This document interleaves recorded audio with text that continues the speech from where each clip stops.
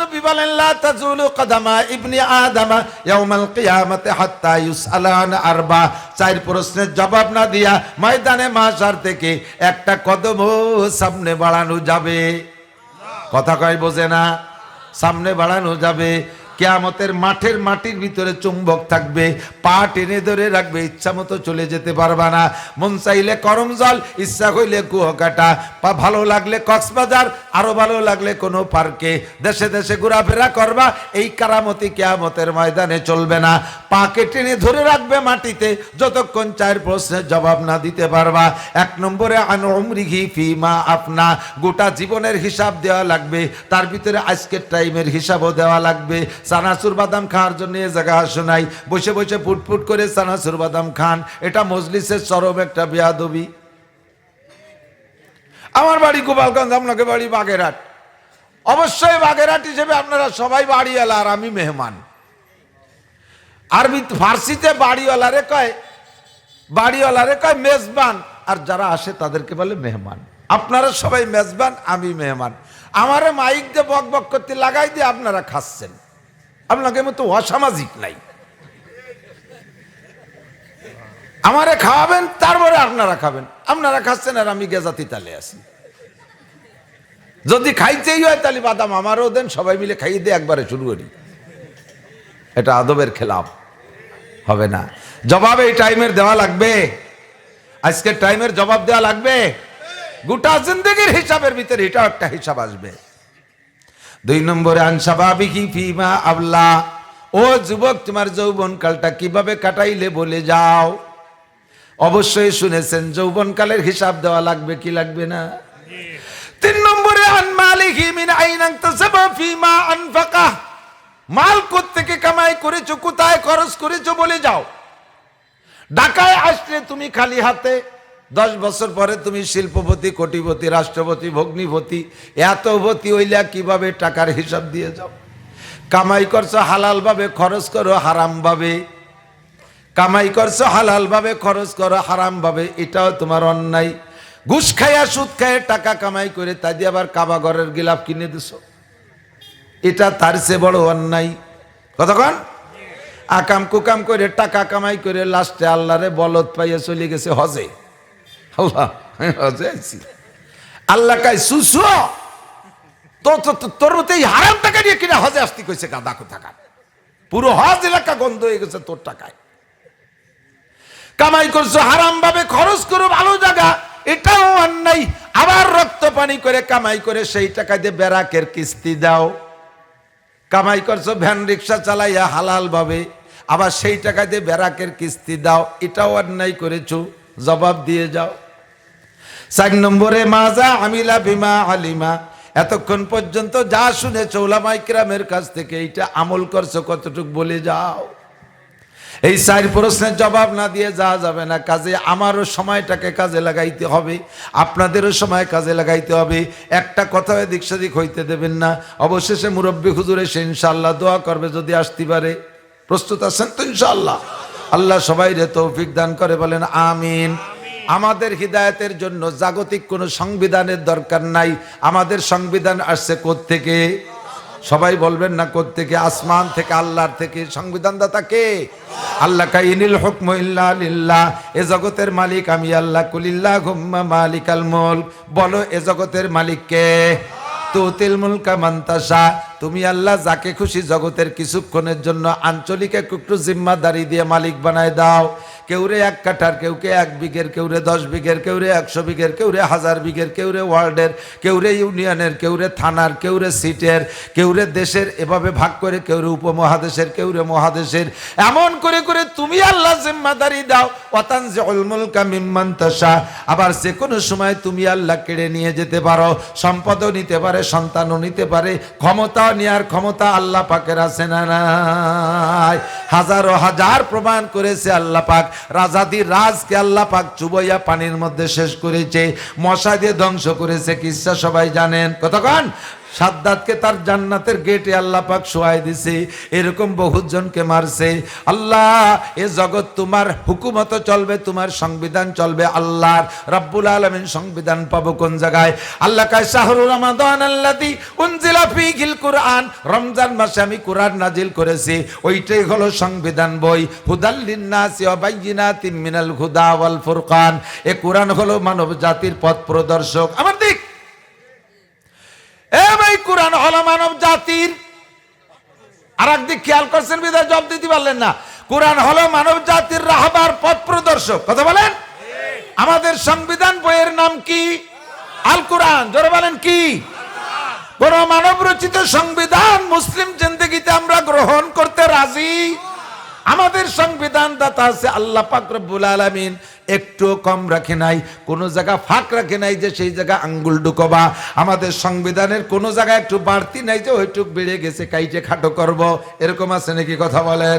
সংবিধান পরিপূর্ণ কইরাই আল্লাহ পাক রব্বুল আলামিন বলেন আল-ইয়াওমা আকমালতু লাকুম, বিদায় হজের দিন আসরের নামাজের পরে, বিদায় হজের দিন আসরের নামাজের পরে মসজিদে নামিরা যেখানে বর্তমানে অবস্থিত, আরাফাতের ময়দানে বিশাল মসজিদ, বিশাল মসজিদ, এখানে মসজিদ ছিল না নবীর জামানায়। ওই ফাঁকা জায়গায় উটের পিঠে বৈশা নবী খুতবা দিচ্ছিলেন, বিদায় হজের খুতবা।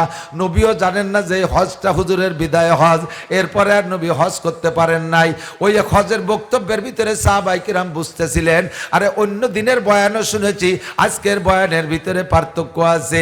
দেখবেন মানুষ যখন মারা যায়, মুরব্বীরা মারা যাওয়ার আগে অল্প কয়েকদিন আগে থেকে স্বাভাবিকভাবে কিছু কথা বলে, যে কথাগুলো পূর্বে কোনোদিন বলে নাই। হঠাৎ করে মারা যাওয়ার পরে সবাই কয়, আরে এই রকম কথা কেন বললো, আমরা তো বুঝতে পারি নাই। এগুলো তো সবই ওসিয়াতমূলক কথা, এগুলো সবই ওসিয়াতমূলক কথা। কতক্ষণ এরকম হয় কি হয় না? সাহাবায়ে কিরাম বলেন, কত খুতবা শুনেছি নবীর, আজকের খুতবার মতো খুতবা শুনি নাই, না জানি এর পরিণতি কি আছে। ওই খুতবার ভিতরে নবী উটের পিঠে পিঠে বসা ছিলেন, মেম্বার ছিল একটা উট। ইতিমধ্যে জিব্রাইল আসছেন, উটটা বড় শক্তিশালী প্রাণী। জিব্রাইল যখন নবী আলাইহিস সালামের কাছে আসতেন ওহী নিয়া, তখন হুজুরের ওয়েট এত বেড়ে যাইত যে উটটা পর্যন্ত পিঠ বাঁকায় যাচ্ছে, বসে দাঁড়িয়ে থাকতে পারতেছে না। ওই মুহূর্তে জিব্রাইল আয়াত শুনাই দিলেন নবীকে, নবী বলে দেন আল-ইয়াওমা আকমালতু লাকুম দীনাকুম। আল্লাহ বলতেছেন আজকের দিনে, অধ্যকার দিনে, এই মুহূর্তে তোমাদের জন্য আমি দিনকে পূর্ণ করে দিয়েছি। কন্না আলহামদুলিল্লাহ। আল-ইয়াওমা আকমালতু লাকুম দীনাকুম ওয়া আতমামতু আলাইকুম নি'মাতি, আর আমার পক্ষ থেকে তোমাদের জন্য সংরক্ষিত ছিল একটা নিয়ামত। রূহের জগতে আবার একটা খাস নিয়ামত সংরক্ষিত ছিল, ওই নিয়ামতটা তোমাদের কাছে দিয়েছিলাম, নিয়ামতটা আজকে পূর্ণ হয়ে গেছে।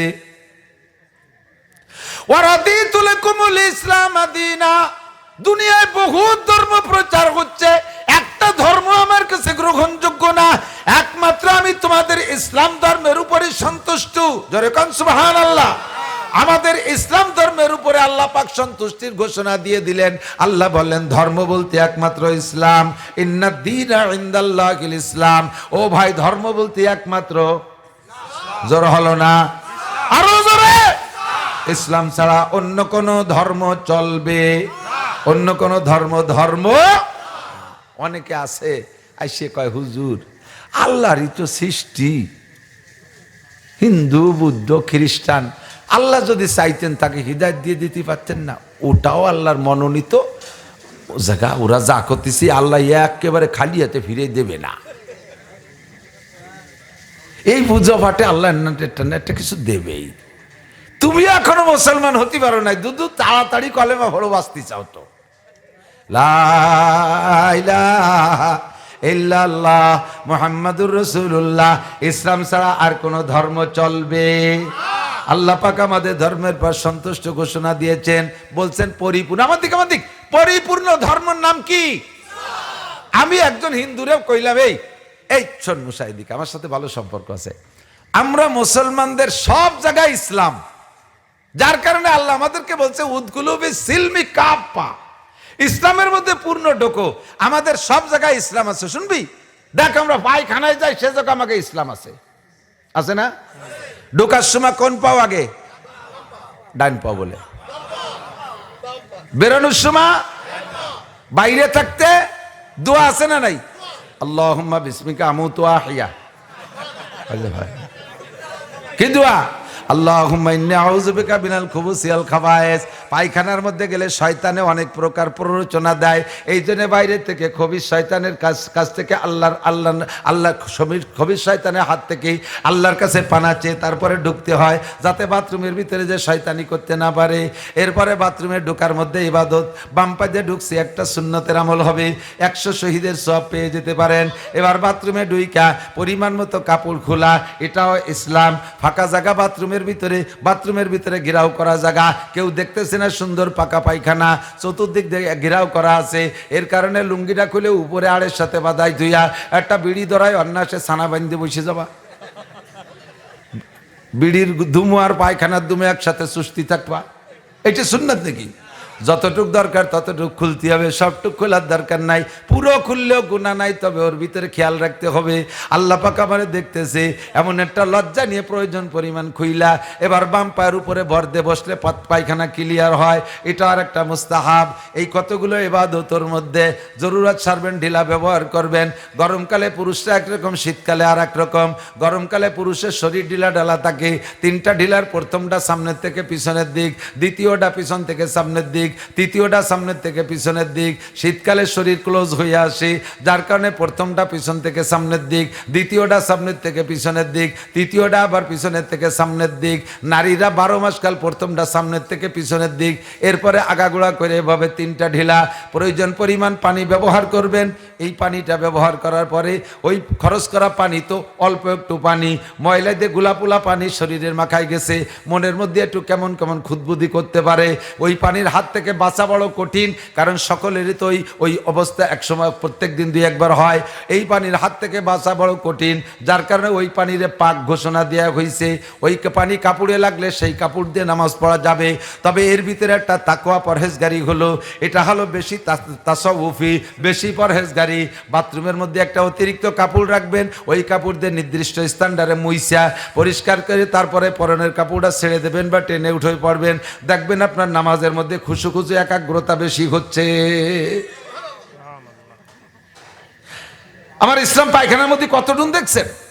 এবার পায়খানা থেকে বের হবেন কোন পা দিয়া? বেরোয় একটা দোয়া পড়বেন, কি? গুফরানাকা আলহামদুলিল্লাহিল্লাযী আযহাবা আন্নিল আযাব ওয়া আফানি।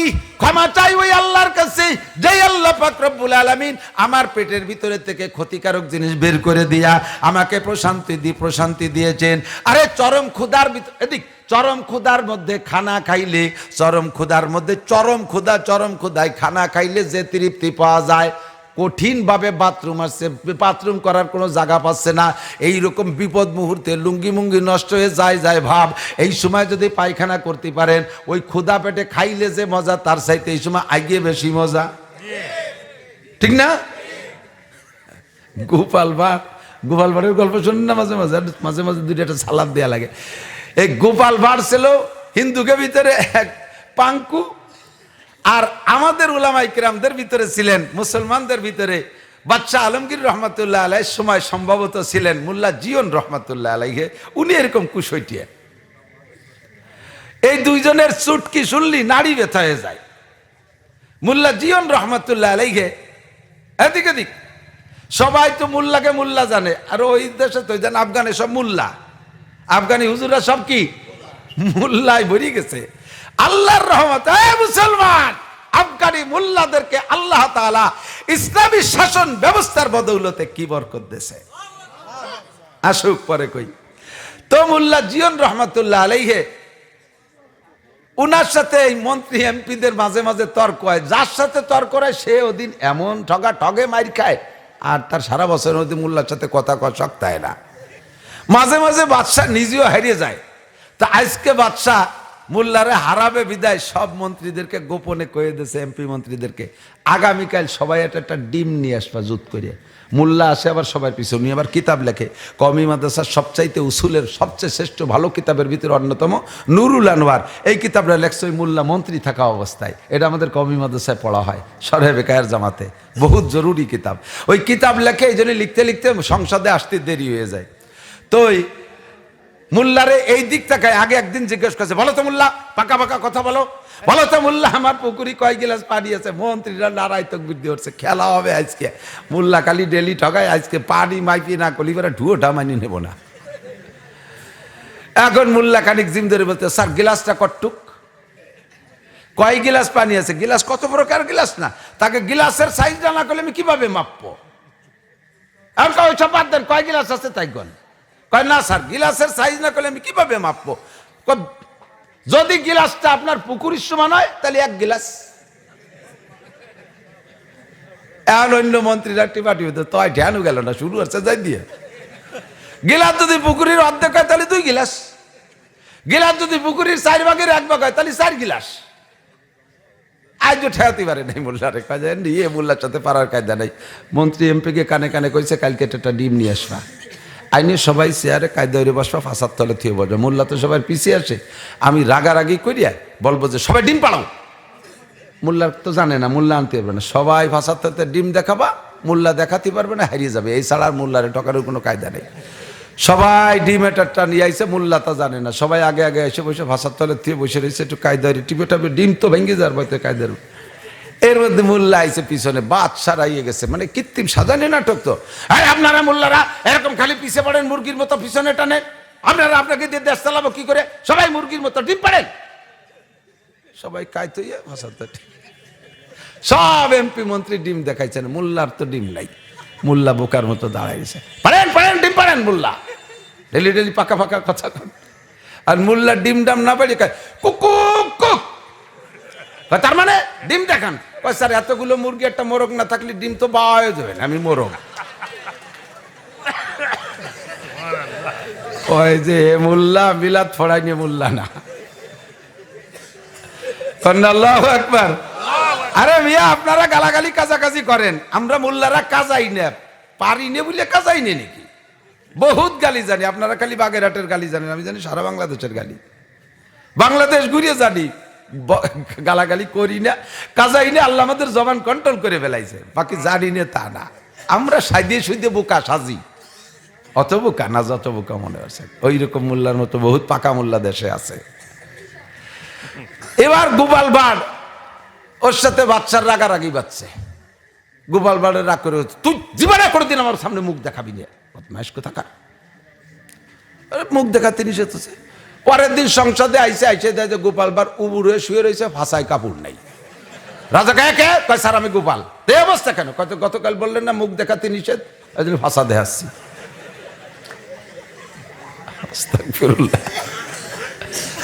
বাচ্চা রাইছে, এখন বাচ্চা মোল্লা বাচ্চা রয়েছে ছেলে। মন্ত্রী পরিষদের কাছে জিজ্ঞেস করছে, আমার তো একটা ছেলে হয়েছে, তোমাদের অনুভূতি ব্যক্ত করো। একজন বলছে, স্যার আমার নিজের ছেলেও আর চাইতে আপনার ছেলেতে খুশি ঠায় কই ডাইলি দিতে হবে না। আমাদের মাননীয় প্রধানমন্ত্রী যে পরিমাণ প্রশংসা চায় তার চাইতে বেশি প্রশংসা করেনি তারা। এরকম সব দেশের রাজা বাচ্চাদের কিছু পাইপিয়া দাচা হটকিদার চাটকিদার থাকে।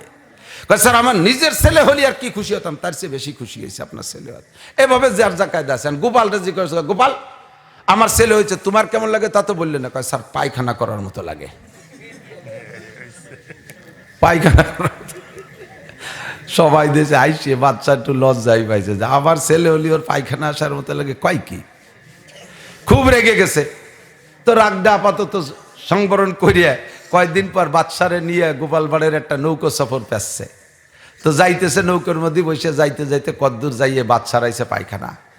গোপাল তাড়াতাড়ি নামাই দেয়, ঠিক সামলাতে পারতেছে না। কয় স্যার ওই বাঘটা ঘুরিয়ে, সেই বাঘে জাতি জাতি গোপাল লুঙ্গি নষ্ট হয়ে গেল। কয় স্যার নামাবো তো, ওই যে জাইলিরা বসে রয়েছে মানুষের মধ্যে কি রে, এই বাঘটা ঘুরিয়ে। এই করতে করতে 3-4 বাঘে লাস্টে যাই এমন অবস্থা, গামিয়ে টামিয়ে বেকায়দা। তারপরে নামাই দিচ্ছে, নামাই দিয়ে পরে জয়ালের আড়ালে বসে সাইডে সুইডে দিয়ে বসে উঠছে। কয় স্যার কেমন লাগতেছে? কয় যে গোপাল জীবনে এসছে বড় বিপদ থাকে না, এত বড় বিপদ থেকে মুক্তি পাইছি, জীবনের সবচাইতে শ্রেষ্ঠ স্বাদ পাইছি আজকে। তখন গোপাল কয় স্যার আপনার ছেলে হলে আমার ওইরকম ঠেকছিল। ওরে শয়তান, এই ফলানোর জন্য তো এই করেছি সবার। আল্লাহু আকবার। ও মুসলমান, আমাদের পেট থেকে পায়খানা বেরিয়ে যাওয়ার পরে আমরা বড় প্রশান্তি পাই। কতক্ষণ ঠিক না? গুফরানাকা আলহামদুলিল্লাহ হিল্লাযী আযহাবা আনিল আযা, কষ্টদায়ক জিনিস যে বের করে দিয়েছে কে? গতানুগতিক স্বাভাবিক যাদের পায়খানা হয়ে যাচ্ছে, শুকর আদায় করে সারতে পারবেন না। দেখেন কি এক শ্রেণী মানুষ হাজার হাজার লাখ টাকার ঔষধ খাইতেছে পায়খানা হওয়ানোর জন্য, ঠিক না? কাজেই পায়খানা ক্লিয়ার হয়ে যা আল্লাহর নিয়ামত, সে শুকর আমরা পায়খানার থেকে বের হয়ে আদায় করি। আলহামদুলিল্লাহিল্লাযী আযহাবা আনিল আযা ওয়া আফানি, এবং আমাকে শান্তি দিয়েছেন পায়খানার মাধ্যমে। কে? আমরা পায়খানার পরেও দোয়া আছে, খানা খাইতে যাই বিসমিল্লাহ, মাঝে মাঝে কইলা আলহামদুলিল্লাহ কা শুকর, লবণ মুখে দিয়ে কই হানি আম্মারিয়া, পানি পান করি কই সাকাহুম রাব্বুহুম শারাবান তাকিউরা, পান খানা দ্বারা শেষ করে কই আলহামদুলিল্লাহিল্লাযী আতআমানা ওয়া সাকানা ওয়া জাআলানা মিনাল মুসলিমিন। কথা বলেন ঠিক না? আমরা বিছানায় ঘুমাবো, তখন পড়ি আল্লাহুম্মা বিসমিকা আমুতু ওয়া আহইয়া, ঘুম থেকে উঠে বলি আলহামদুলিল্লাহিল্লাযী আহইয়ানা বাদামা আমাতানা ওয়া ইলাইহিন নুশুর। আমরা এভাবে প্রত্যেক ঘাটে ঘাটে দোয়া পড়ি। আমাদের সব জায়গায় ইসলাম আছে। ওই হিন্দুরে কইলাম, ও ঠাকুর তোমাদের ধর্ম কোন কোন জায়গা আছে, এই সব জায়গা তোমাদের কি কি ইবাদত আছে? ও কয় আমাকে সব জায়গা কিছু নাই, বেশি বেশি বেকায়দায় বলে রাম রাম রাম রাম এইগুলো একটু কই, তার বেশি তেমন কিছু আমাদের কোনো জায়গা নাই। আমাদের 12 মাসে 13 পুজো, সকালবেলা গোবর চটকা একটু গ্রাম বাড়ি ভরে সব জায়গা গরুর সনা দিয়ে চটকা দিয়া এ পর্যন্ত আমাদের সকালে ইবাদত শেষ। সন্ধ্যাকালে মহিলারা মুখের মধ্যে আঙ্গুল দিয়া কাঁসার প্লেটের উপরে কড়ি গুড়াইয়া একটু উলুধ্বনি দেওয়া, এইটা আমাদের ইবাদত। আর আমাদের ভিতরে সম্ভ্রান্ত হিন্দু যারা সন্ধ্যাকালে সিঙ্গামুখী দিয়ে ফু দিয়ে কিয়ামতের সিগন্যাল দেয়, এইটুকু আমাদের ইবাদত। তাই ছাড়া তেমন কিছু নাই। বছরে কোনো জায়গা বিশেষ স্থান থাকলে সে জায়গা দলবদ্ধ হইয়া নিশান উড়াইতে উড়াইতে যায়, এছাড়া আমাদের কোনো ইবাদত নাই। ও বন্ধুরে, আমাদের মুসলমানদের ইবাদত সব জায়গা পরিপূর্ণ, কোনো জায়গায় একটুও কম নাই। আল্লাহুম্মা আকমালতু লাকুম দীনাকুম ওয়া আতমামতু আলাইকুম নি'মাতি। আমার আল্লাহ বলেন আমি ইসলামকে পূর্ণ করে দিয়েছি। এই আমার দিক তাকান, তোর চুলের মধ্যে ইসলাম, তোর মোছের মধ্যে ইসলাম, তোর দাড়ির মধ্যে ইসলাম, তোর বগলের মধ্যে ইসলাম, গুপ্ত অঙ্গ পরিষ্কার করবি এটা ইসলাম, পেশাব পায়খানায় যাবি ইসলাম, বিবাহ শাদী করবি ইসলাম, ঘুম যাবি ইসলাম, খানা খাইবি ইসলাম, নাতি নাতনি নিয়ে আর কি করবি তাও ইসলাম, স্ত্রী নিয়ে আনন্দ করবি তাও তোর ইসলাম, ব্যবসা বাণিজ্য করবি ইসলাম, জেনারেল পড়বি ইসলাম, খেত খামার করবি ইসলাম, চাকরি বাকরি করবি ইসলাম, মেম্বার থেকে নিয়ে প্রাইম মিনিস্টার পর্যন্ত যে জায়গা যে পদ পাবি সব জায়গা আমার ইসলাম আছে না নাই? কোন জায়গায় ইসলামী সংবিধান কম আছে?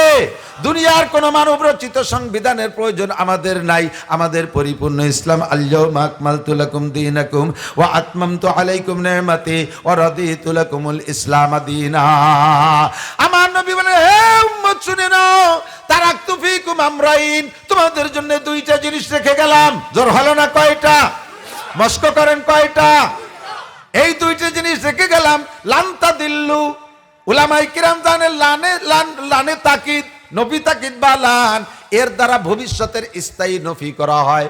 তার মানে ভবিষ্যতে কখনো তোমরা কোনো অবস্থাতেই তোমরা অবশ্যই কখনো কোনো অবস্থায় তোমরা গুমরা হবে না। মা তামাসসাকতুম বিহিমা, এই দুইটা যতক্ষণ ধরে রাখতে পারবা, এই দুইটা ধরে রাখতে পারবা। নিস্তে হুজ্জাত কওলে ফেলো হি চেপির কওলে হক ফেলে আহমদ রাবেগির। ওই দুইটা জিনিস হলো, কোনো পীরের কথা আমি শুনতে রাজি না, কোনো আলেমের কথা শুনতে রাজি না, কোনো নেতার কথা শুনতে রাজি না, যতক্ষণ পর্যন্ত পীর সাহেবের কথা, আলেম সাহেবের কথা কুরআন আর হাদিসের সাথে মিল না খাবে। দুইটা জিনিস হলো, আল্লাহর নবী বলেন কিতাব আল্লাহি ওয়া সুন্নতি, একটা হলো আল্লাহর কিতাব আর একটা হলো আমি নবীর আদর্শ। আল্লাহর কিতাব কোরআন আর আমি নবীর আদর্শ সুন্নাত, দুইটা ধরে রাখবা। তোমার দুনিয়ার সুখ শান্তির জন্য কোনো নতুন সংবিধানের প্রয়োজন হবে? জোরে বলেন হবে? কোন মতবাদের দরকার নাই। এই ডারউইনের মতবাদ লাথি বাড়ি তোরে, আপনাকে বাড়ির দ্বারে তো সুন্দরবন মৌলানা কইছে, তারপরে যেখানে যেটুক আসে এটুক না করলেও হয় না। আমি তো বিরাই যাই সুন্দরবন, ওই গা গেছে মাহফিল থাকে আমার, সেদিন করে সাতক্ষীরাতে আইছি। আল্লাহ কতবার যে গেলাম সুন্দরবনে, আর হাজার হাজার বান্দর দেখলাম। তারা তো গাছেই থাকে, বান্দরের জন্য তো জায়গা তার শেখ হাসিনা বিল্ডিং বানাই দেয়নি, বুঝলেন নাকি? তো গাছেই থাকে। তো ডারউইনের বাপের বলে গাছের সাথে নাড়াচাড়া হতে হতে ল্যাস পড়িয়ে গেছিল। ডারউইন বিজ্ঞানী, তার বাপ তো বান্দরের পয়দা, তো ওর বাপ বলে গাছের সাথে নাড়াচাড়া করতে হতে ল্যাস পড়ে গেছে। পরে দেখছে ল্যাসই যখন নাই তাই কুজো হয়ে থাকবো কাছে, আস্তে আস্তে সোজা হয়ে গেছে। পরে ডারউইনের আব্বা হয়ে গেছে।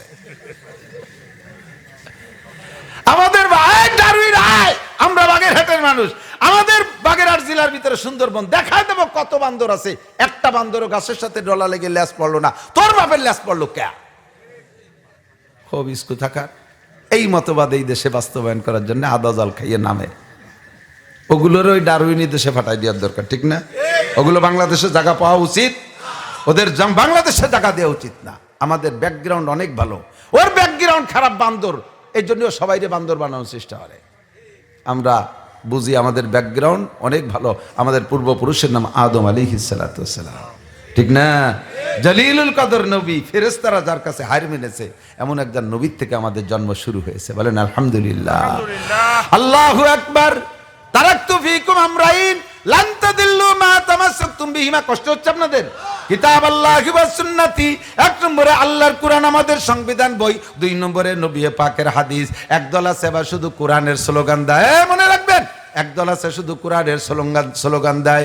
আল কোরআনের আলো ঘরে ঘরে জালো, আল কোরআনের আলো সংসদে জালো। হাদিসের নামই কয় না, তাদের আবার হাদিসের প্রতি সন্দেহ আছে। কয় বুখারী শরীফ লেখছে রসুলের 300 বছর পরে, হ্যাঁ, আর সেই ভুল ধরতেছে উনি 1500 বছর পরে। হ্যাঁ, 300 বছর লেখার পরে, লেখার কিতাবের পর তুই 1000 বছর পরে এসে লুকমা দিয়ার কিনা এই পাইছো, তোর শক্তি এত কে দিছে? যে বেটা বুখারী শরীফ লেখছে সে বেটার একটা লোমের ওজন আছে তোর? 16 বছর ধরে বুখারী শরীফ লেখছে, প্রত্যেকটা হাদিস 7235 হাদিস লিখতে, প্রত্যেক হাদিস লেখার আগে গোসল করছে, 2 রাকাত নামাজ পড়ছে, রওজায় বসে মুরাকাবা করে আল্লাহ নবীর সাথে রুহানি সম্পর্ক কইরা সেখান থেকে পরামর্শ নিয়ে অনুমতি নিয়ে তারপরে হাদিস লেখছে।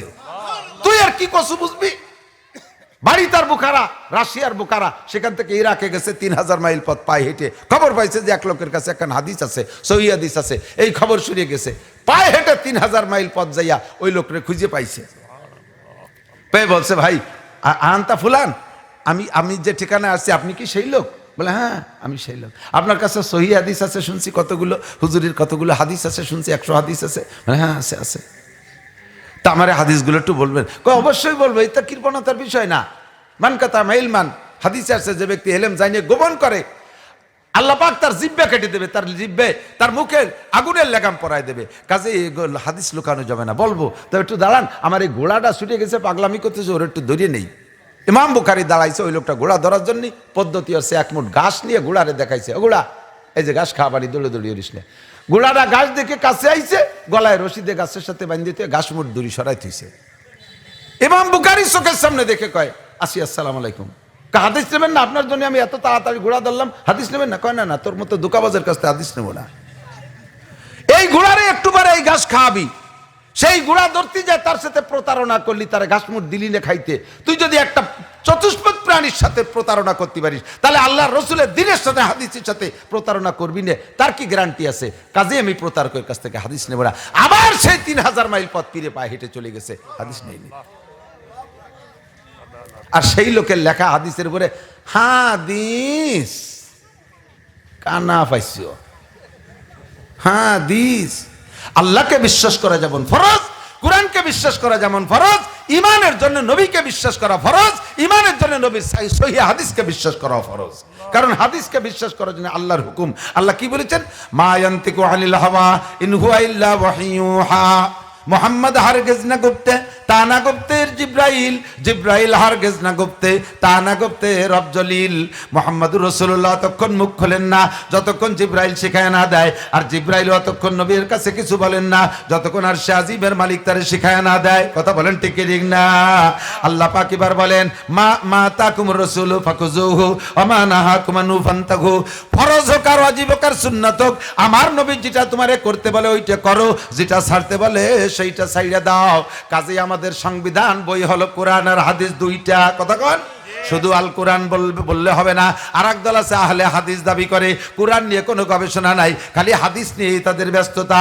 তুমি অর্ধেক মুসলমান। এবার আল্লাহ পাক রব্বুল আলামিন বলেন, উদখুলু ফিস-সিলমি কাফা, ইসলামের মধ্যে ঢুকলে পূর্ণ ঢুকবা, কোরআনকেও সাথে নিয়ে ঢুকবা, হাদিসকেও সাথে নিয়ে ঢুকবা, ফরজ আমাদিক ফরজকে সাথে নিয়ে ঢুকবা, সুন্নতকে সাথে নিয়ে ঢুকবা। একটা বাদ দিয়ে একটা ইসলাম হবে, একটা বাদ দিয়ে একটা ইসলাম হবে।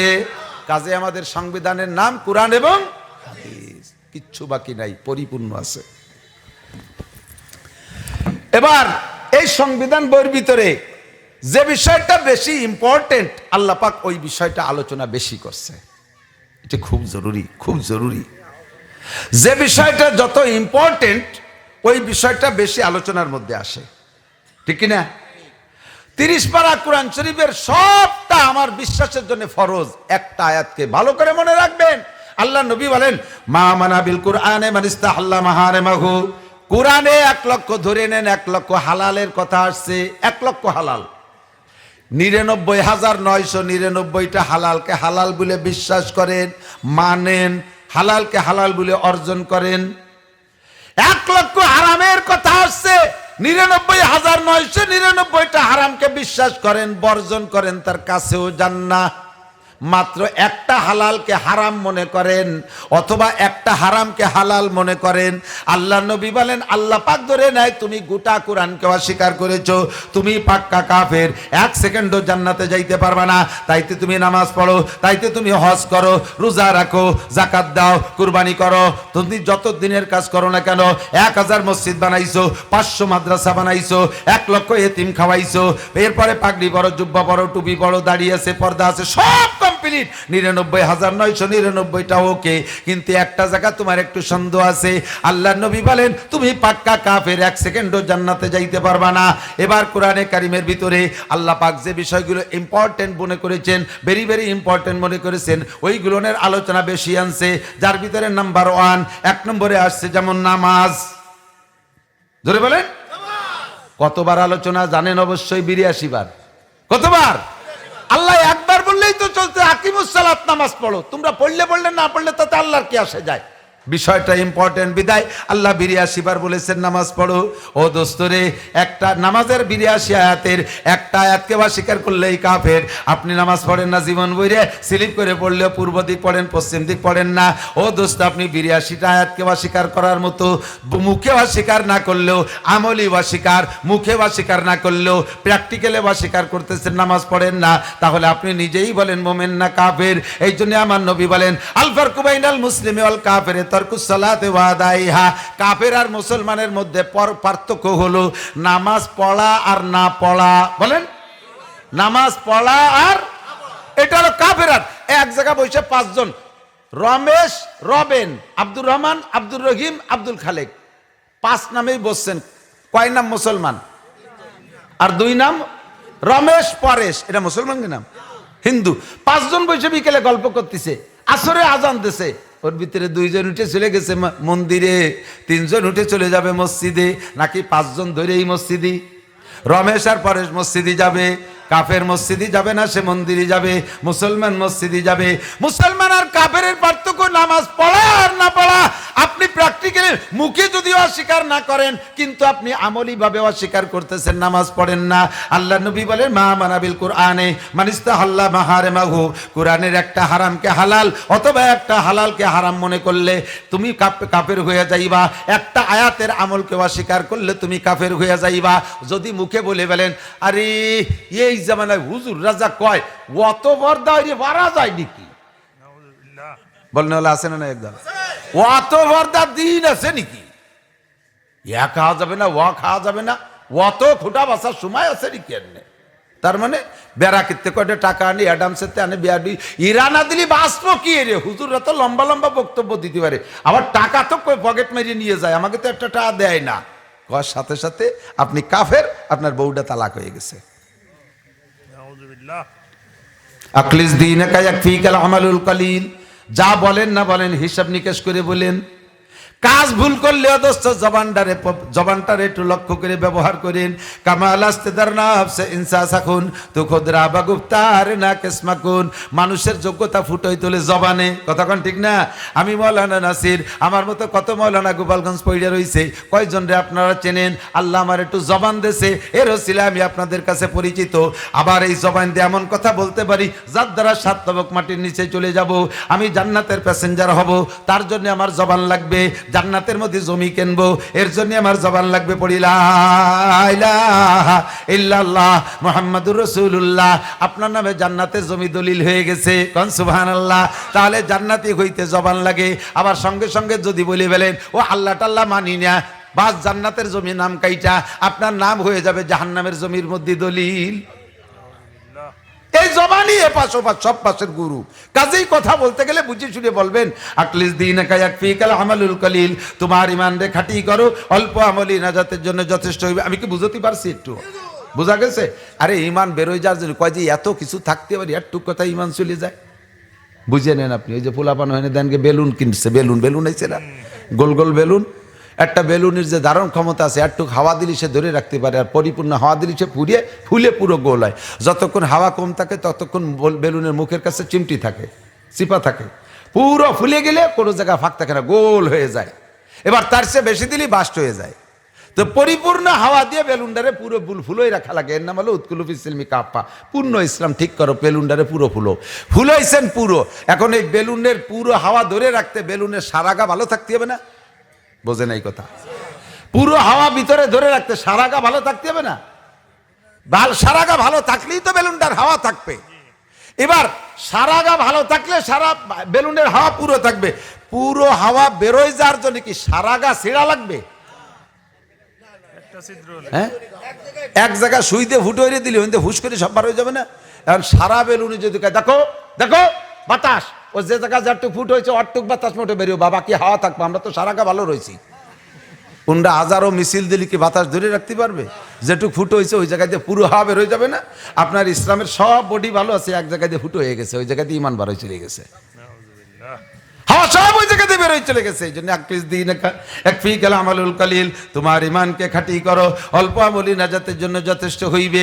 82 আয়াত নামাজের, নামাজ না পড়লে 82 আয়াতকে অস্বীকার করা হয়। যাকাত সংক্রান্ত পিরাই কাছাকাছি, সেটাও আমল না করলে অস্বীকার করার শামিল হয়ে যায়, ঈমান নষ্ট হয়ে যায়। আর একটা দিক তাকান, এদিকে দিকে দিক 82 আয়াতের দাপটে আমরা কত মানুষ নামাজ পড়ি। প্রধানমন্ত্রীও নামাজ পড়ে, স্বরাষ্ট্রমন্ত্রীও কমপক্ষে ঈদের নামাজ হলেও তো পড়ে, জুমুর নামাজ পড়ে শুনছি, মাশাআল্লাহ পড়ে, আরো অনেক মন্ত্রীরা পড়ে। আল্লাহ তো 82 আয়াতের দাপটে নামাজ পড়ি। এর চাইতে বেশি আলোচনা আছে আর একটা বিষয় কোরআন শরীফের ভিতরে, সেটা আছে 682 বার। কতক্ষণ? কত? তো 82 বার নামাজ সংক্রান্ত বক্তব্য আল্লাহর। নিশ্চয় নামাজ জরুরি বিদায় এতবার, তাহলে এর চাইতে আরো 600 বার বেশি যেটা আলোচনা সেটা আরো জরুরি না? সেটা কি জানেন? সেটা হলো জিহাদ। সেটা কি? জিহাদ। নামাজ পড়বে নেতারা, নামাজ সমর্থন করবে, মসজিদ বানায় দেবে। আমরা যদি জিহাদের কথা বলি, জঙ্গি, তালেবান, রাজাকার, মৌলবাদ, সন্ত্রাস, আল কায়দা, আল হরকত ইত্যাদি কে আমাকে শেষ করে ফেলাই দেয়। জিহাদকে ক্রিটিসাইজ করে কোনো ভাষা ব্যবহার করলে, যেই ব্যবহার করবে জিহাদকে ক্রিটিসাইজ করে, জিহাদকে অবজ্ঞা করে, জিহাদকে অপ্রয়োজন মনে করে যে ভাষা ব্যবহার করবে, ওই লোকটা 682টা আয়াতকে অস্বীকার করেছে। ও কি মুসলমান না কাফের? কাফের। এই বক্তব্য আপনি বলছেন মানি না, আপনি কাফের। আপনার ঘরে মুসলমান স্ত্রী আছে, আর কাফের আর মুসলমানে বিয়ে থাকে না, সাথে সাথে বউটা তালাক হয়ে গেছে। ওই বউ নিয়ে ঘর সংসার করবেন, জেনার গুনাহ হবে। এরপরে যে কটা ফুটবে সব জারিউর বাচ্চা। বিনা তওবায় কলেমা পড়ে যদি আবার মুসলমান না হন, আপনি মারা গেলে আপনার কাফন করানো যাবে না, গোসল করানো যাবে না, মুসলমানের কবরস্থানে দাফন করানো যাবে না, আপনার জানাজার নামাজ পড়া হবে না। আপনি কাফের, আপনি তওবা করেন নাই। ট্রান্সজেন্ডার, এই যে ট্রান্সজেন্ডার হুজুর বলছে, সব হুজুরের মুখে এখন থাকবে। ট্রান্সজেন্ডারের মোকাবেলায় আমার দেহের ভিতরে 1 ফোঁটা রক্ত থাকতে বাংলার জমিনে ট্রান্সজেন্ডার বাস্তবায়ন হতে দেব না। মুসলমান সমাজকে ধ্বংস করে দিচ্ছে পশুর চাইতে নিচে। আরে একটা কুত্তা আর একটা কুত্তির সাথে যৌন মিলন করে, একটা শুয়োর আর একটা শুয়োরনির সাথে যৌন মিলন করে, শুয়োরে কোনোদিন শুয়োরের সাথে করে না, কুকুরে কোনোদিন কুকুরের সাথে করে না, ষাঁড়ে কোনোদিন ষাঁড়ের সাথে করে না। প্রত্যেকের যৌন চাহিদা ক্ষুধা পূরণ করে পুরুষটা নারীদের সাথে, ঠিক কি ঠিক না? আর মানুষ হয়ে সেখানে পুরুষে পুরুষে সমকাম করবি। কুত্তও কয় যে তোরা আমাকে চাইতে খারাপ। কতক্ষণ? আল্লাহ কয় উলাইকা কালা নাম, এই শ্রেণী মানুষ পশুর মতো। শুনে কুত্ত কয় আল্লাহ ওই নেই, ঠিক মতো ওই নেই, মানুষই যা করেও আমরা পারি না। মানুষে কি করে? ওরা ওই যে ট্রান্সজেন্ডার কথা সমকাম করতেছে, পুরুষে পুরুষে বিয়ে হচ্ছে, এই কি আমরা কোনোদিন করি? তা তুমি যে করলে এগুলো মানুষ পশুর মতো, আমাকে কুত্তর ইজ্জত যায়, অকলে আমাকে কুত্তর ইজ্জত যায়। আল্লাহ কয় তাহলে কি করতে হবে? কয় কও তাহলে আরেকটা, কয় যে আল্লাহ বলে দিন, কয় বালহুম আদাল্লু, এগুলো কুত্তর চাইতে খারাপ। শুয়োরের চাইতে খারাপ, শুয়োরের বাচ্চার চাইতে খারাপ, দাঁতাইলে শুয়োরের চাইতে খারাপ। ঠিক কি ঠিক না? বাঘে পর্যন্ত অ্যানিম্যাল জঙ্গলে থাকে, তারা এ কাম করে না। মানুষের থেকে নেমে চলে গেছে কোথায়? আল্লাহু আকবার। আল্লাহ হেফাজত করুক, বলেন আমিন। এই জাতীয় মতবাদ যারা বাস্তবায়ন করে তারা মুসলমান না কাফের? বক্তব্য যারা ছাড়ে তারা মুসলমান না কাফের? এর বিরোধিতা যে না করা, বিরোধিতা করার ভাষা যখন চাই, যখন সমর্থন চাই, তখন চুপ করে থাকে, সেও কাফের। ঠিক কি ঠিক না? গোলাম আহমদ কাদিয়ানী নবী না কাফের? তারা যারা কাফের না কয় তারাও, এই ট্রান্সজেন্ডারকে যারা বিরোধিতা না করে তারাও কাফের। একটা মুসলমান নাই, নামাজ পড়ার মসজিদে যাও, কিচ্ছু আসে দেয় না আল্লাহ। তোমার মতো বহুত মুসল্লির আল্লাহ জাহান্নামে দেবে, আল্লাহর একটুও ফরান কাঁপবে না। দাতাল নামাজ পড়িয়ে সার আকামের পাইন মারিস, শয়তান। আল্লাহ তাআলা আমাদের হেফাজত করে, বলেন আমিন। ঈমান ঠিক থাকবে তো? জিহাদ নফল না ফরজ? আমার হুকুম না আল্লাহর হুকুম? দেশের হুকুম না আসমানের হুকুম? আসমানের হুকুম। 682 আয়াতকে অস্বীকার করবেন না।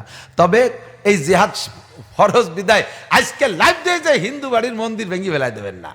মুসলিম কান্ট্রিতে ইসলামী হুকুমত হোক আর না হোক, সংখ্যাগরিষ্ঠ মুসলমান দেশ, যেখানে যে দেশের রাজা, যে দেশের পরিচালক মুসলমান, সেই দেশে যদি অমুসলমানরা সংখ্যালঘু থাকে, তাদের ধর্মীয় অনুভূতিতে আঘাত করা যাবে না, তাদের ধর্মীয় উপাসনালয় ভাঙ্গা যাবে না, তাদের দেবদেবীকে মারা যাবে না। হয়তো তোমর বলেন আমার ইসলামী স্টেট তৈরি হওয়ার পরে যদি কোনো মুসলমান কোনো অমুসলমানদের মূর্তি ভাঙ্গে, তাহলে তার ন্যূনতম শাস্তি 6 মাস তাকে জেলে আটকায় রাখা হবে। হোক সে যত বড় জলিলুল কদর সাহাবী, তারা জেলে আটকায় রাখা হয়। কেন তুমি মূর্তি ভাঙছো? ওরা আমাদের দেশে নিরাপত্তা নিয়ে আছে। ইসলাম এত সুন্দর, কন্যা সুবহানাল্লাহ। আল্লাহ 3 নম্বর হলো আরেকটা বিষয়, অত্যন্ত জরুরি বিষয়, আল্লাহ তাআলা ভেরি ভেরি ইম্পর্টেন্টের কাতায় রাখছেন, তা হলো তাকওয়া। তাকওয়া, এই তাকওয়ার বিষয়ে প্রায় 60 থেকে 62টি জায়গা কোরআন শরীফের মধ্যে আসছে। বোঝা যায় এটাও ইম্পর্টেন্ট, ঠিক না? তো আল্লাহ পাক রব্বুল আলামিন বলেন তাকওয়া কি? তাকওয়ার আমরা বাংলায় সংক্ষেপে বুঝি, অত ব্যাখ্যা বিশ্লেষণ পাবলিকের মধ্যে দরকার নেই, কারণ সাধারণ পাবলিক এদেরকে ডাইরেক্ট ওই কিতাবের কুসো দরবার তো বুঝানোর দিন না, সুযোগ নাই। আপনাদেরও পড়াই লাভ নাই, আমরা মাদ্রাসায় পড়াই। এদিক দেখেন, ফালা ফালা ফালু ফালা ফালাতা ফালনা ফালতা ফালতুমা ফালতুম ইয়াফালু ইয়াফালানা ইয়াফালুনা তাফালু তাফালানা ইয়াফালনা তাফালু তাফালানা তাফালনা, এই আমরা কিতাব পড়াই। এই আপনাকে এই জায়গা পড়ানোর কোনো দরকার আছে? ছাত্রটা লজিং চায়, তো লজিংই রাত্রেও থাকে। আগে তো ছেলেরা সব বোর্ডিংয়ে চলে আসে, বেশিরভাগ রাত্রে লজিংই থাকে। লজিংওয়ালার কাছারিতি বসে পড়ে, আর লজিংওয়ালা ছাত্রটার খুব ভালোবাসে। যাইয়া মহিলা যা খাবার দাবার দেয়, মহিলাও ভালো জানে, তো ওই খাইয়ে দাইয়ে পড়তিছে। পড়ার ভিতর দিয়ে লজিংওয়ালা আসছে বাইরের থেকে, আইসে শোনে যে উনি কাছারির দ্বারা দেয়, আমার ছেলের ছাত্রটা কি করে, ওই পড়তিছে এফালু এফালানি এফালু না তাফালু তাফালানি এফালনা তাফালু তাফালানি তাফালু তাফালু তাফালু তাফালু না ফালু না ফালু, খুব ঘন ঘন পড়তিছে। তোর রাগে জ্বালায় ফত করতিছে। আমি ইলিশ মাছ আনলাম, কই মাছ আনলাম, কবুতর আনলাম, খাসির গোশ আনলাম, লাস্টে 2 কেজি হরিণ গোশ আনলাম, তা আনলাম। আমার তালবি আলিম যে না দিয়ে ওরা কয়মাভূতি খাইছে, সেই দুঃখ তালবি আলিম এভাবে কাছে এফালাম না তাফালাম না ওফালাম না তাফালাম না, কীভাবে ঘন ঘন কইতেছে। যাইয়ে বউরে লাইলু রাটি দে সাটা শুরু হয়ে দিয়েছে, তুই খাবি তোর বাপরে খাবে, আবার তালবি আলিম খাবে না। মায়ের দিয়ে ছাত্র দৌড়ে চলে যাচ্ছে, কাকা কি আর কি কয়েছে, ইয়া আমি এত টানছি তোমার দিনে, তুমি একটু ওকে বলছো না এফালাম না তাফালাম না। কয় কাকা আমার পড়াই ওই তাই, এফালু এফালারে, এ তো আর আপনাকে পড়ালি হবে না, আপনাকে টুক আপনাদের পড়াইতে হবে। রাজি আছেন তো ইনশাআল্লাহ? তাকওয়া বলেন কি? তাকওয়া, তাকওয়া মানে সংক্ষিপ্ত তর্জমা আল্লাহর ভয়। আল্লাহর ভয়, এই আল্লাহর ভয়টা ভিতরে যদি সেট হয় তাহলে সব সমাধান হয়ে যায়। আমার আপনার যেই যা বলেন না কেন, আল্লাহর ভয়ের পরিমাণে কম আছে। যার ভিতরে আল্লাহর ভয় যত বেশি আছে, তার ভিতরে আল্লাহর হুকুমের মান্যতা তত বেশি আছে, আল্লাহর হুকুমের খিলাফ করার ভয় তার ভিতরে তত বেশি আছে। কতক্ষণ ঠিক না? যার ভিতরে তাকওয়া আছে, তার ভিতরে আল্লাহ কি বলা হয় শরীয়তের বিধিবিধান মানার যোগ্যতা তত বেশি আছে। আল্লাহ পাক রব্বুল আলামিন এই জন্য তাকওয়াকে প্রায় 62 বার কোরআন শরীফের মধ্যে আনছেন। আল্লাহ পাক বলেন ইয়া আইয়ুহাল্লাযীনা আমানুত্তাকুল্লাহ মক্কায় থাকতে আছে ইয়া আইয়ুহান নাস সুত্তাকু, ইয়া আইয়ুহান নাস সুত্তাকু, মক্কায় থাকতে ইয়া আইয়ুহান নাস করে ডাক দিয়েছেন। মদিনায় যাওয়ার পরে আল্লাহ কয় ইয়া আইয়ুহাল্লাযীনা আমানুত্তাকুল্লাহ, হে অন্ধ জগতের অটল বিশ্বাসী পাগলরা, দুনিয়ায় বসে আমি আল্লাহকে দেখো নাই বিশ্বাস করো, জান্নাত দেখো নাই লোভ করো, জাহান্নাম দেখো নাই ভয় পাও, ফেরেশতা দেখো নাই বিশ্বাস করো, পুলসিরাত দেখো নাই ভয় পাও, হাসরের মাঠ দেখো নাই বিশ্বাস করো, মিজান দেখো নাই সতর্ক থাকো, এই সব কিছু দুনিয়ায় থেকে না দেখে বিশ্বাস করো, তোমাদের নাম অন্ধ জগতের অটল বিশ্বাসী পাগল। ভালো করে মনে রাখো, ইত্তাকুল্লাহ, আল্লাহকে ভয় করো। জি আল্লাহ তোমারে ভয় করি। আল্লাহ কায় পরিমাণ কম হয়ে যাচ্ছে, কেমন ভয় করবো? ইত্তাকুল্লাহ হাক্কা তুকাতিহি, যেমন ভয় করা দরকার ওইরকম ভয় করো। আরে সাপরে ভয় পাও, কামড় দেবে, মেরে ফেলবে, মরা পর্যন্ত সাপের ভয়। বাঘরে ভয় পাও, ধরে ছিঁড়ে বুড়ে খেয়ে ফেলবে, মরে যাবা, মরা পর্যন্ত বাঘের ভয়। জজরে ভয় পাও, তোমাকে হুকুম দিয়া ফাঁসি দিয়ে মেরে ফেলবে, মরা পর্যন্ত জজের ভয়। পুলিশে ভয় পাও, ধরে এনে পিঠে মেরে ফেলবে, মরা পর্যন্ত পুলিশের ভয়। বাপরে ভয় পাও, পিটেন দেবে, মরা পর্যন্ত বাপের ভয়। কিন্তু আল্লাহর যে ভয় পাইবা ওটা মরা পর্যন্ত শেষ না, মরার পরে আখেরাতে যাওয়ার পরও মূল ভয় শুরু হবে আখেরাতে যাইয়া। কথা বলেন ঠিক কি ঠিক না? আল্লাহ কয় দুনিয়ার ভয় কিছুক্ষণ, আমার ভয় পাবা, আমার ভয়টা স্থায়ী ভয়। এক নম্বর কারণ হলো প্রথমেই বলেছি, আমার সামনে দাঁড়াইয়া 4 প্রশ্নের জবাব না দিয়ে যাইতে পারবা না। আনা মালিক ইয়াউমিদ্দিন, বিচার দিনের মালিক আমি যা বলবো তাই হয়ে যাবে। ও জায়গার কোনো আপিল কোর্ট নাই, ও জায়গা কোনো নির্বাচিত সরকার পরিবর্তন হওয়ার সুযোগ নাই। আনা মালিক ইয়াউমিদ্দিন, বিচার দিনের মালিক। জোরে বলেন কে? সূরা ফাতিহার মধ্যে পড়ি ইয়াকা নাবুদু ওয়া ইয়াকা নাস্তাঈন। বলেন ইয়াকা নাবুদু, ইয়াকা নাবুদু ওয়া ইয়াকা নাস্তাঈন। তোমারই ইবাদত করি, তোমারই কাছে সাহায্য চাই আল্লাহ।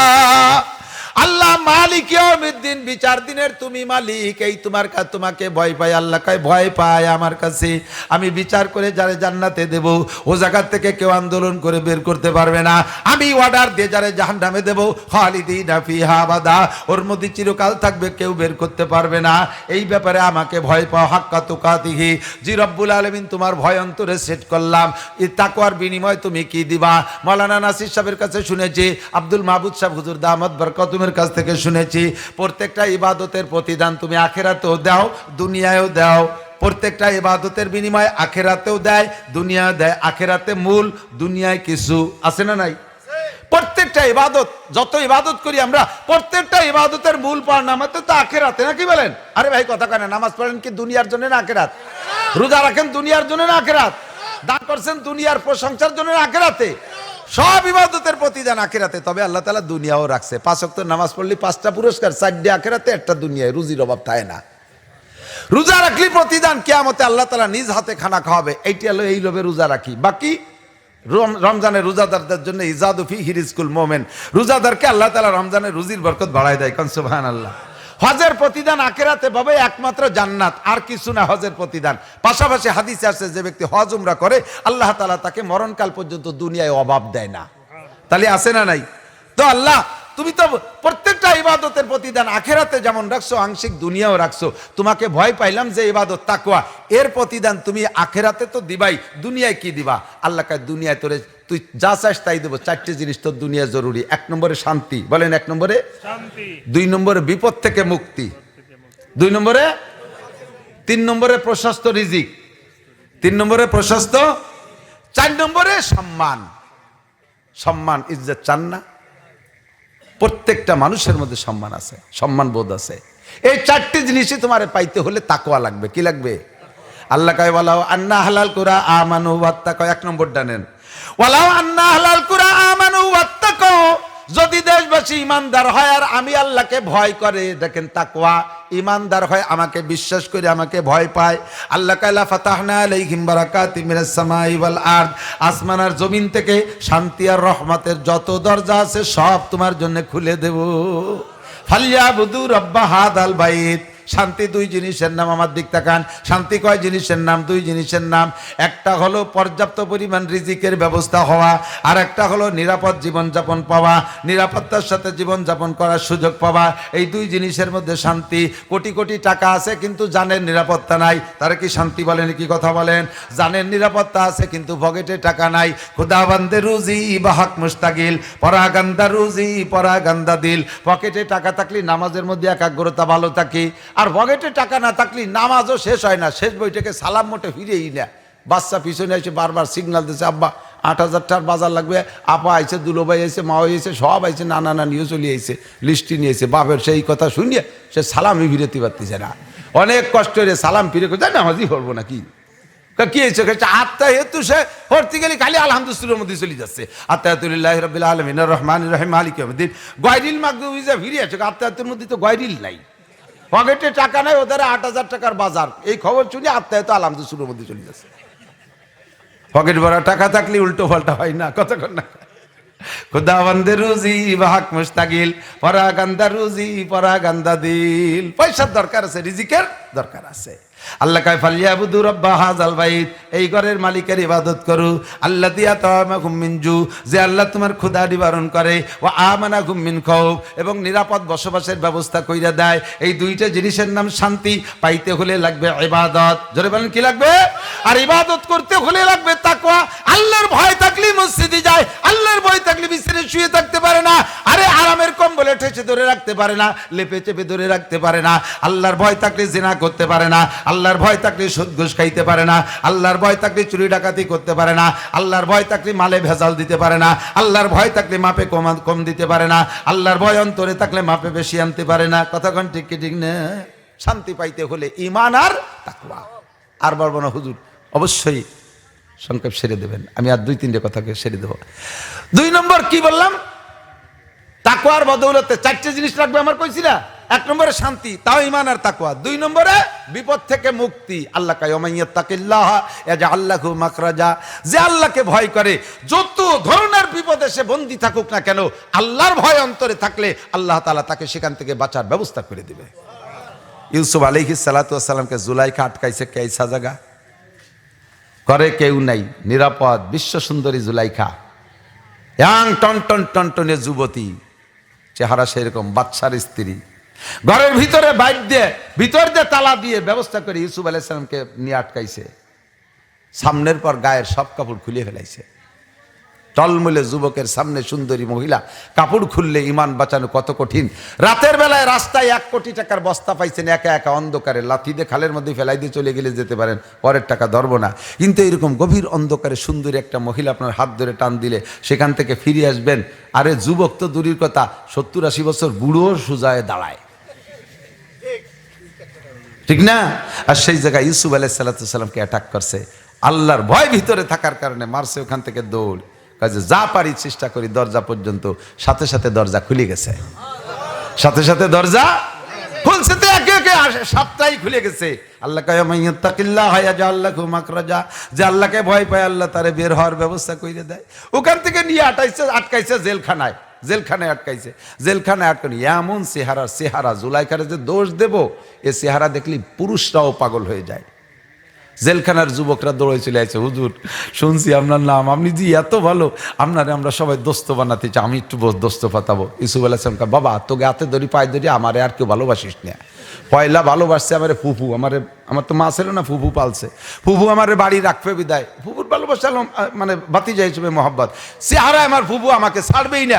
আমার আব্বা আমার জোর করে নিয়ে গেছে। ফুফু সেদিন আমার ব্যাগের মধ্যে বাটি একটা ডুই দিয়ে কয় যে মেয়ে ভাই তোমার শাল আমার বাটি চুরিয়ে নিয়ে গেছে। সে ফুফু আমারে চোর বানাইছে। এরপরে আব্বু আমারে ভালোবাসছে, বাইরে আমারে ধরে কুয়োর মধ্যে ফেলায় মারতে গেছে। এরপরে জুলাইখা ভালোবাসছে, জেলে আইছি। আর কেউ ভালোবাসিস না তাহলে ফাঁসি হয়ে যাতি। আল্লাহু আকবার। জেলখানার ভিতরে আল্লাহর ভয়, আল্লাহ তাআলা সময় মতো বের করে দিয়েছে জেলখানা থেকে, খালি বের করে নাই, বাদশা বানায় দিয়েছে। কোন সুবহানাল্লাহ। ওয়া মান ইয়াত্তাকিল্লাহা ইয়াজআল লাহু মাখরাজা ওয়া ইয়ারযুকহু মিন হাইসু লা ইয়াহতাসিব। ধারণার বাহির স্থান থেকে রুজির ব্যবস্থা কে করে? ধারণার বাহির স্থান থেকে রুজির ব্যবস্থা আল্লাহ করে। লম্বা কিসসা বলতে সময় লাগবে, বলবো না। এরপরে কয় ইন্না আকরামাকুম ইনদাল্লাহি আতকাকুম, তোমাদের মধ্যে সবচেয়ে সম্মানী। 4 নম্বর সম্মান চাইছি না, 4 নম্বর সম্মানও পাবেন একমাত্র তাকওয়ার ভিতরে। দেখেন ছোট্ট একটা গল্পকে শেষ করে দিচ্ছি, একেবারে বাস্তব ওয়াকিয়া। হযরত ওমর ইবনে খাত্তাব রাদিয়াল্লাহু তাআলা আনহু, প্রেসিডেন্ট, খলিফাতুল মুসলিমিন, ওনার রাষ্ট্র কত বড়? কথা কয় না, অর্ধ জাহান, এটা তো জানেন। তাহলে ম্যাপে একটা আয়তনের মাপ আছে না, 2,40,00,000 বর্গ মাইল, প্রায় বাংলাদেশের সমান হবে না? এরকম কয়টা বাংলাদেশ লাগে অট্টুক দেশের মানুষের পায়খানা বান্তি, ঠিক কিনা?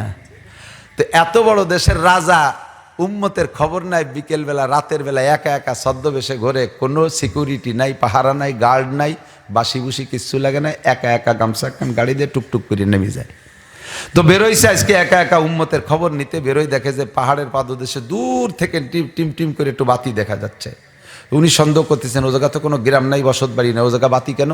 তো ওখানে যাইয়ে দেখি আস্তে আস্তে যাইতে যাইতে সন্দেহ করতেছেন হয় কোনো চরিত্রহীন মেয়ে ছেলেদের বসবাস হবে, অথবা চোর ডাকাতির আড্ডা হবে। তো যাইতে যাইতে দেখে ছোট্ট একটা ঝোপঘর, ছোট্ট ঝুপড়ি ঘর। এই ঘরের বেড়ার ফাঁক দিয়ে আলোটা আসতেছে, আলো মার্ক করে উনি গেছে, যাইয়া ওই আলোর কাছে যে ছোট্ট ঘর, তো কোনা কেটে চোখ দিয়ে দেখতেছে। এই সাথে মশলা শুনে নেন, আর একজনের ঘরের এই ফুটোই দিয়ে চোখ কাট করে দেখা জায়েজ নাই।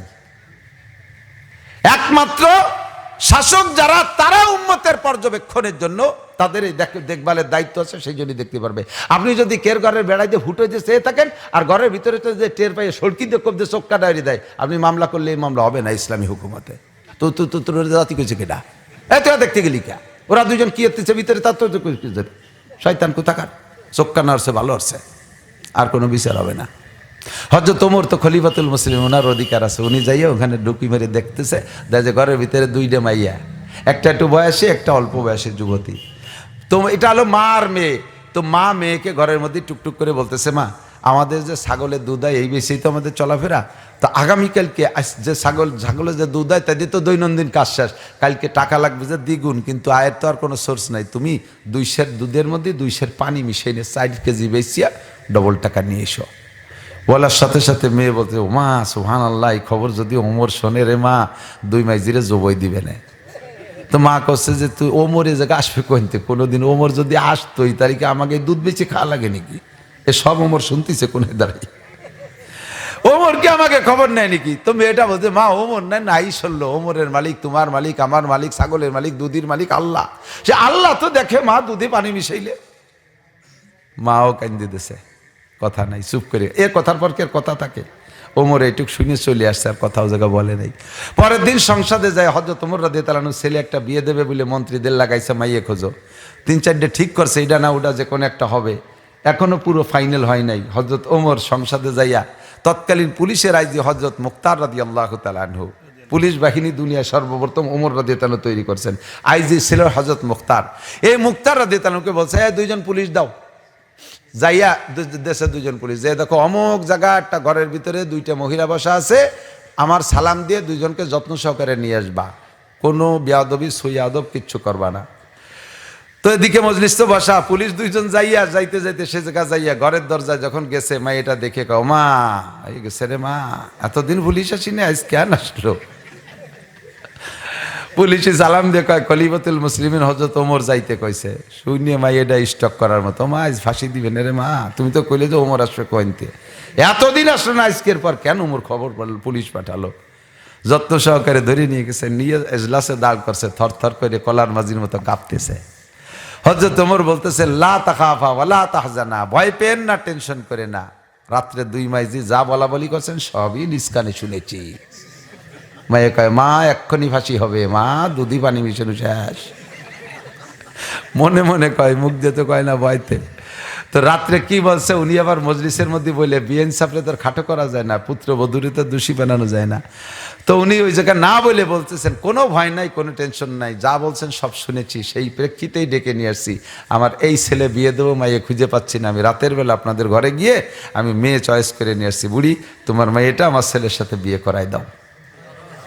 বড়ি কান্দে দিয়েছে। খলিফাতুল মুসলিমিন আপনারও পায়ে ধরি, আল্লাহর কাছেও মাফ চাই, এত বড় বল মাছ এই চিকুন কালের মধ্যে ঢুকলি, মাছেরও অশান্তি খালেরও অশান্তি। আপনি রাজা, আপনার মেয়ে ছেলে বিয়ে দেবেন আর এক রাজার মেয়ের সাথে, আমি এই ছাগল রাখাল নি, আমার মেয়ে এ হয় না স্যার, আপনার পায়ে ধরি।